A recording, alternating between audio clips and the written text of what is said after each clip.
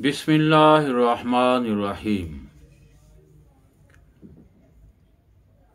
अल्लाह तबारक व तआला ने इंसान को तख्लीक किया और उसमें बेशुमार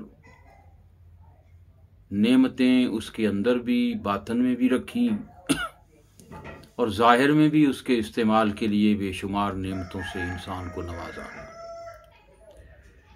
आपने कभी ये गौर किया है कि आपकी शख्सियत बिल्कुल एक लिबास की हैसियत रखती है। आपका जिस्म यहाँ है लेकिन लिबास में छुपा हुआ। बिल्कुल इसी तरह आपकी रूहानियत भी आपके अंदर कुछ मखसूस पर्दों में छुपी हुई है और ये पर्दा आप ही की शख्सियत होता है।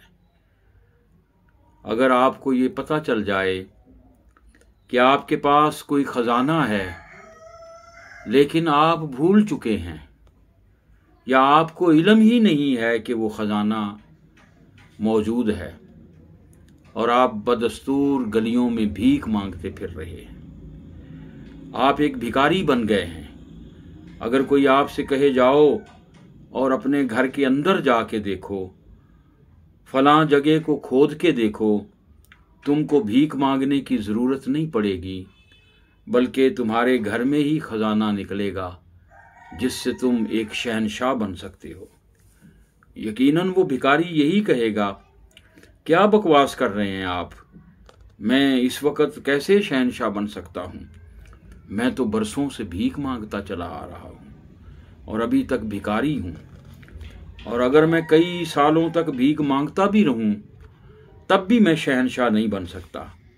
लिहाजा आपका ये दावा कितना गैर मंतकी और बेहुदा है कि मैं इसी वक्त एक शहनशाह बन के ज़िंदगी गुजार सकता हूँ। भिखारी इस बात पर कभी यकीन नहीं करेगा। क्यों? इसलिए कि उसे भीख मांगने की आदत पड़ गई है। उसके जहन में वो आदत इतनी पुरानी और पुख्ता हो चुकी है। लेकिन अगर ख़जाना घर में कहीं छुपा हुआ है तो महज ज़रा सा खोदने से ज़मीन से बरामद हो सकता है।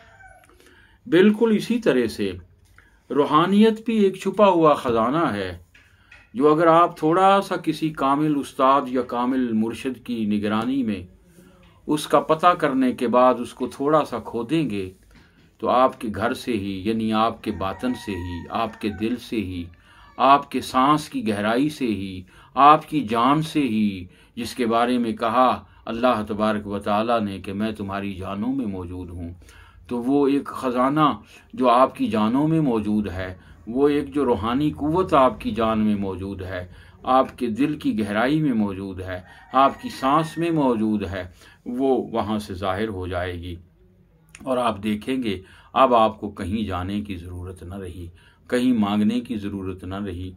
आप एक भिखारी से शहनशाह और बादशाह बन चुके हैं और बिल आखिर वो ख़जाना आपको मिल जाएगा। लेकिन चूँकि वो भिखारी बनने की आदत पड़ गई है, इसी तरह से हर इंसान ये सोचे कि उसे जिस तरह की आदतें पड़ जाती हैं उन आदतों की वजह से वो इंसान अपने अंदर इतनी गर्द, इतनी मट्टी और इतना गंद डाल लेता है कि वो कभी भी उसका ख़जाना ज़ाहिर नहीं हो पाता। सबसे पहले ज़रूरी है अपनी उन आदतों को दूर किया जाए, उन ख़यालात को दूर किया जाए जो हिजाब बन के तेरे और उस ख़जाने के दरमियान छुपे हुए हैं। ऐ इंसान, तू एक बहुत बड़ा अपने अंदर ख़जाना लिए फिरता है। ये तो ऐसे ही है, कोई फ़कीर था, भीख मांग रहा था, एक संदूक पुराना उसके पास था, वो उसी पे बैठ के भीख मांगा करता था। कोई आँख वाला गुज़रा, उसने देखा संदूक के अंदर तो हीरे जवाहरात और मोती भरे पड़े हैं। उसने कहा, भाई कहाँ भीख मांगते फिर रहे हो, ख़जाना तो तुम्हारे नीचे है। उसने कहा, कहाँ मेरे नीचे है? उसने कहा, ज़रा उठ जाओ, यानी अपनी जगह छोड़ दो। इसका मतलब है अपनी हस्ती को मिटा दो। इसका मतलब है अपने ऊपर ला इलाह की छुरी ऐसी चलाओ कि अपनी कोई अना, अपनी कोई ख्वाहिश, अपनी कोई उम्मीद बाकी न रहने दो। किसी से वाबस्ता न रहो।